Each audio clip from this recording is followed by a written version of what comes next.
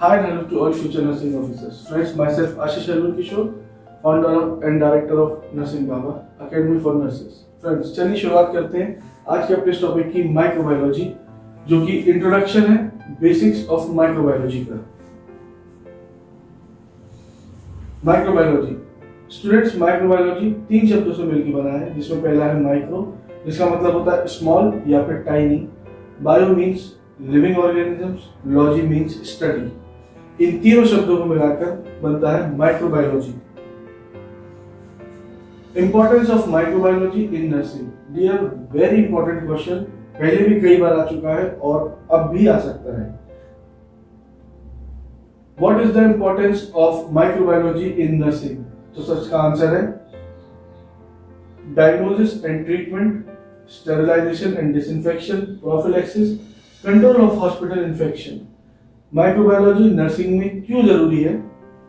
क्योंकि इसका आंसर है डायग्नोसिस और ट्रीटमेंट के लिए, स्टेरिलाइजेशन एंड डिसइंफेक्शन के लिए, प्रोफिलैक्सिस यानी एक्शन टेकन, और कंट्रोल ऑफ हॉस्पिटल इन्फेक्शन यानी कि अस्पताल के इन्फेक्शन को कंट्रोल करने के लिए। नेक्स्ट देखते हैं स्टूडेंट्स, लुईस पास्चर बहुत ही प्रतिभाशाली रहे हमारी माइक्रोबायोलॉजी के अंदर, जिनको कि हम फादर ऑफ मॉडर्न माइक्रोबायोलॉजी के भी नाम से जानते हैं। ध्यान दीजिएगा students, father of modern microbiology Louis pasture. अगर बात करते हैं फादर ऑफ माइक्रोबायोलॉजी तो एंटोनी वैन ल्यूहोके। चलिए, लुईस पास्चर एक केमिस्ट थे। इन्होंने क्या किया? Coin the term microbiology. Microbiology नाम की एक टर्म दी, जिसको आज हम सब माइक्रोबायोलॉजी जानते हैं। Propose the germ theory of disease, germ theory disease को भी प्रपोज किया।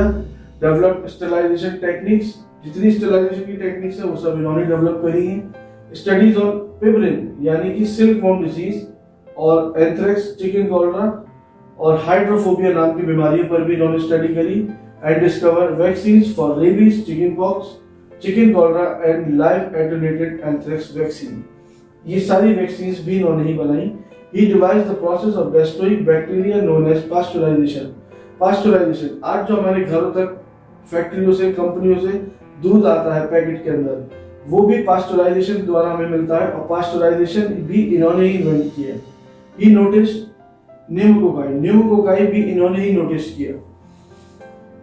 नेक्स्ट देखते हैं, He also introduced steam sterilizer. Steam sterilizer का भी आविष्कार इन्होंने ही किया, जिसको हम आज ऑटोक्लेव के नाम से जानते हैं। बहुत इंपॉर्टेंट। और एक और क्वेश्चन यहाँ पे आपका बन सकता है, ऑटोक्लेव। ऑटोक्लेव पर कितने डिग्री पर आप ऑटोक्लेव करेंगे और कितने मिनट तक? तो 121 डिग्री सेल्सियस पे आप उसको रखेंगे 15 से 20 मिनट तक। दूसरा क्वेश्चन बन सकता है, कौन सा आप चीजें ऑटोक्लेव करते हैं? तो surgery instruments, medical materials like dressing, draw sheet, gown, apron et cetera. पिछले एग्जामों में क्वेश्चन आया था कि एप्रन काहे में स्टेरिलाइजेशन करते हैं, तो उसका जवाब था autoclave. Most common question in exam, कई बार पूछा जा चुका है, which sterilisation technique is used in hospital for medical and surgery materials? तो उसका आंसर है ऑटोक्लेव। नेक्स्ट देखते हैं, लाइव एटेन्यूएटेड वैक्सीन्स कौन कौन सी हैं? बीसीजी जो कि ट्यूबरक्लोसिस के लिए है, ओपीवी 7, एक आती है ओपीवी साल्क, यह है ओपीवी 7, जिसको हम ट्रिवेलेंट ओपीवी के भी नाम से जानते हैं। Yellow fever, typhoid, chicken pox, rubella, influenza. Influenza ध्यान दीजिएगा, इन्फ्लुएंजा अगर इंट्रानेजली है तो वो लाइव है, और अगर इंजेक्टेड है तो वो किल्ड है। Measles, mumps, epidemic typhus by rickettsia prowazekii, जिसको कि आप camp fever, jail fever, hospital fever, ship fever के भी नाम से जानते हैं। It is a form of epidemic typhus because of war and disaster. ये ऐसी कंडीशन, एक ऐसी बीमारी है जो कि सिर्फ वहीं होती है जहां पर या तो वार हुआ हो या फिर कोई बहुत बड़ा डिजास्टर, मतलब जहां पर ज्यादा से ज्यादा जाने गई है, वहां पे जाके ये बीमारी पैदा होती है। नेक्स्ट देखते हैं, किल्ड वैक्सीन कौन सी आती है? पोलियो साल्क, वहां पोलियो 7 थी, यहाँ पोलियो साल्क है। हेपेटाइटिस ए, इन्फ्लुएंजा इंजेक्टेड, वहां इंट्रानेजल थी, और रेबीज। नेक्स्ट देखते हैं, टॉक्सॉइड्स में कौन सी आती है? डीपीटी यानी डिप्थीरिया, और टीटी यानी टेटनस, ये टॉक्सोइड्स में आती है। नेक्स्ट बात करते हैं रॉबर्ट कोच। ये भी बहुत प्रतिभाशाली रहे माइक्रोबायोलॉजी के अंदर, जिनको हम फादर ऑफ बैक्टीरियोलॉजी के लिए भी नाम से जानते हैं। ध्यान रखिएगा, father of modern microbiology Louis pasture, father of bacteriology Robert coach. ये एक जर्मन फिजिशियन थे। ही डिस्कवर्ड टीबी बैक्टीरिया यानी कि mycobacterium tuberculin discovered by Robert Koch and also known as acid fast bacilli, जिसको कि एसिड फास्ट बैसिलाई के भी नाम से जाना जाता है। स्टेनिंग टेक्निक्स, इन्होंने हमें स्टेनिंग टेक्निक्स माइक्रोबायोलॉजी में दी।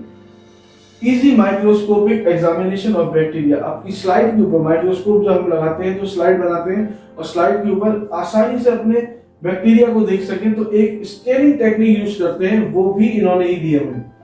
दूसरा आता है hanging drop method to study bacterial motility.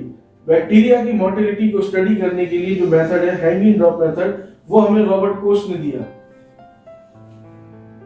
Next देखते हैं सैल्मन ए वाक्समैन। ये कौन है और क्या इन्होंने किया?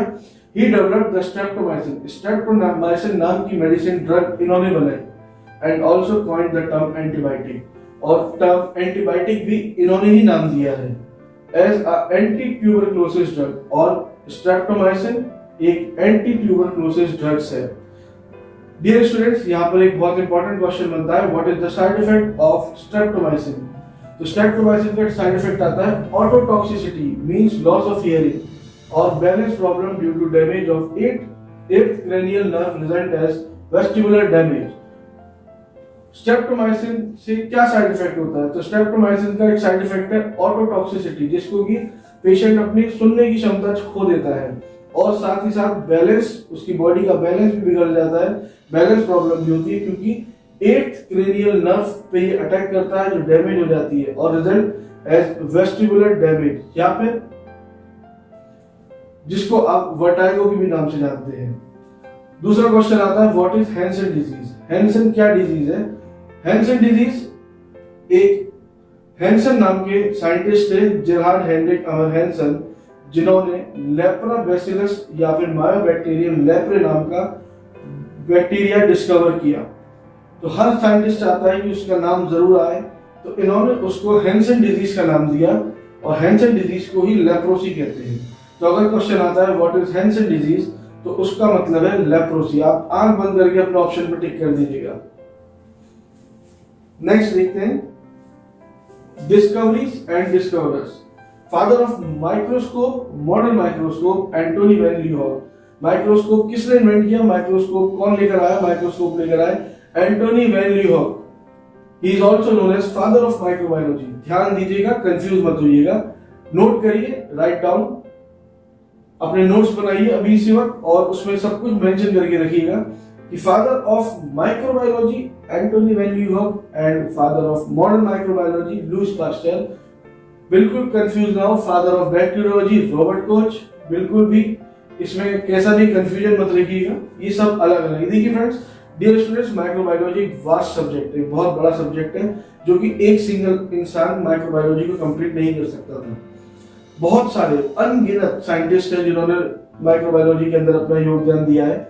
ये वो हैं जो बहुत इंपॉर्टेंट और बहुत खास है आपके मेडिकल फील्ड से।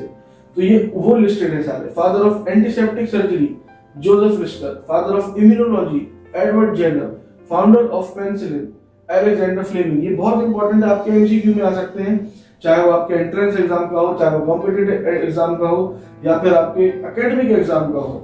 ये इंपॉर्टेंट है डियर स्टूडेंट्स, प्लीज इसको नोट करके रखिएगा। नेक्स्ट बात करते हैं डियर स्टूडेंट्स, इसके अंदर ये स्टार्टिंग है, आगे इसके अंदर जैसे हम आगे अपन लोग पढ़ेंगे तो अपन आगे भी इसमें अच्छा पढ़ेंगे और डीप जाके पढ़ेंगे। तो ये हमारा पहला लेसन यहाँ पे आज खत्म होता है, पहला चैप्टर हमारा इंट्रोडक्शन खत्म होता है और उम्मीद करता हूँ आपको समझ में आया होगा। नहीं समझ में आया होगा तो इसको बार बार रिपीट करके देखिएगा इस वीडियो को और जरूर समझिएगा इसको। फिर भी अगर आपको समझ नहीं आता है तो डियर स्टूडेंट्स, जैसा कि आप लोग जानते हैं कि नरसिंह बाबा का एक अपना खुद का प्लेटफॉर्म भी है जो कि आपके गूगल प्ले स्टोर पर अवेलेबल है, आप उसको डाउनलोड कर सकते हैं।